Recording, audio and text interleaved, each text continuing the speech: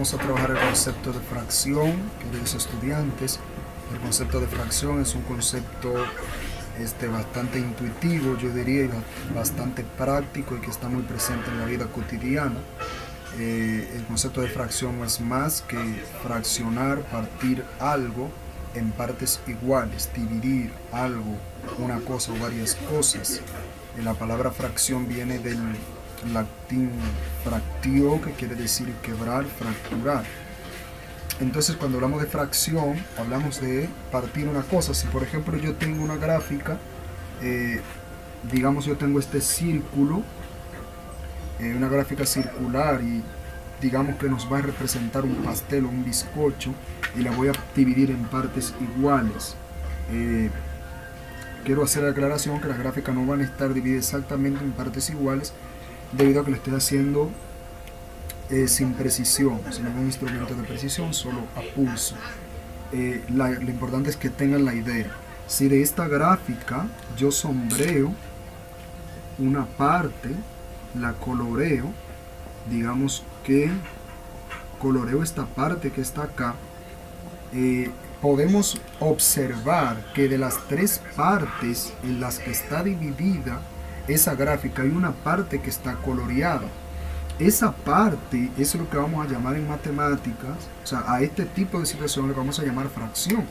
Y esa parte sombreada la vamos a representar por un número que se va a leer 1/3, 1/3, y se lee como 1/3. Ese número que está ahí es una fracción y me representa la parte sombreada que está en rojo.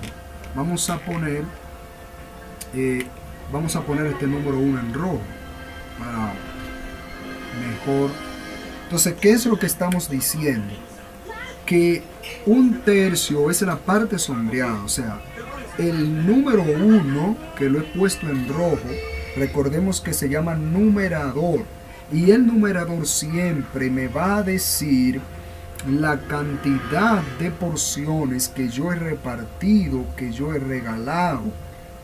En este caso, el número 1 significa que de las tres partes que están ahí, yo he dado, he repartido una sola parte.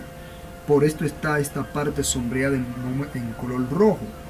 El número 3, que se llama denominador, siempre me va a indicar la cantidad total de porciones, de pedazos, de partes o de divisiones que yo tenía, como usted le quiera llamar.